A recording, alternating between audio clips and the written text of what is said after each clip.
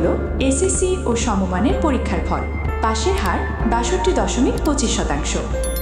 চলতি বছরের মাধ্যমিক স্কুল সার্টিফিকেট, এসএসসি ও সমমানের পরীক্ষার ফলাফল প্রকাশ করা হয়েছে। এবার ৯টি সাধারণ শিক্ষা বোর্ড, মাদ্রাসা শিক্ষা বোর্ড ও কারিগরি শিক্ষা বোর্ড মিললে মোট পাশের হার ৬২.২৫%।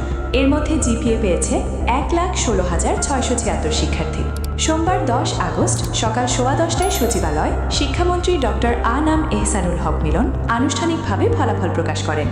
এ সময় প্রধানমন্ত্রীর উপদেষ্টা ডক্টর মাহদি আমিন সহ শিক্ষা বোর্ডের চেয়ারম্যানরা উপস্থিত ছিলেন।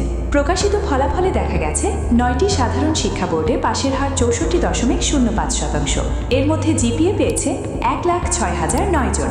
মাদ্রাসা শিক্ষা বোর্ডে পাশের হার ৫৫.৪৯%। জিপিএ পেয়েছে ৬,৭১৬ জন। আর কারিগরি শিক্ষা বোর্ডে পাশের হার ৫৮.২০%। জিপিএ পেয়েছে ৩,৯৫১ পরীক্ষার্থী। গত বছর পাশের হার ছিল ৬৮.০৪%। সে হিসাবে গত বছরের তুলনায় এবার পাশের হার কমেছে ৩.৯৯%। গত বছর জিপিএ পেয়েছিল ১,২৫,০১৮ পরীক্ষার্থী। সে হিসাবে এবার জিপিএ পাওয়া শিক্ষার্থী কমেছে ১৯,০০৯ জন।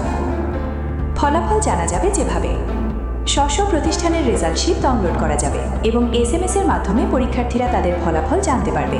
বোর্ড কর্তৃক প্রকাশিত ফলাফল সংশ্লিষ্ট সব শিক্ষা প্রতিষ্ঠানকে https://edboardresults.gov.pd ও https://educationboardresults.gov.pd ওয়েবসাইটের মাধ্যমে সংগ্রহ করতে হবে। সংশ্লিষ্ট প্রতিষ্ঠানকে অনলাইনের মাধ্যমে পাওয়া ফলাফল ডাউনলোড করে প্রকাশ করার জন্য উক্ত ওয়েবসাইটের রেজাল্ট কর্নারে ক্লিক করে বোর্ড ও প্রতিষ্ঠানের EIN এর মাধ্যমে ফলাফল ডাউনলোড করার পরামর্শ দেওয়া হলো। পরীক্ষার্থীরা পরীক্ষার ফলাফল স্ব শিক্ষা প্রতিষ্ঠান থেকেও সংগ্রহ করতে পারবে।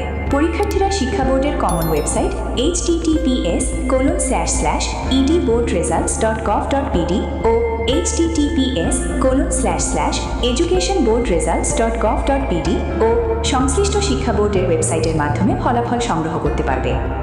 এছাড়া পরীক্ষার্থীরা যে কোনো মোবাইল নম্বর থেকে 16140 অথবা 16222 নম্বরে SMS এর মাধ্যমে ফলাফল সংগ্রহ করতে পারবে।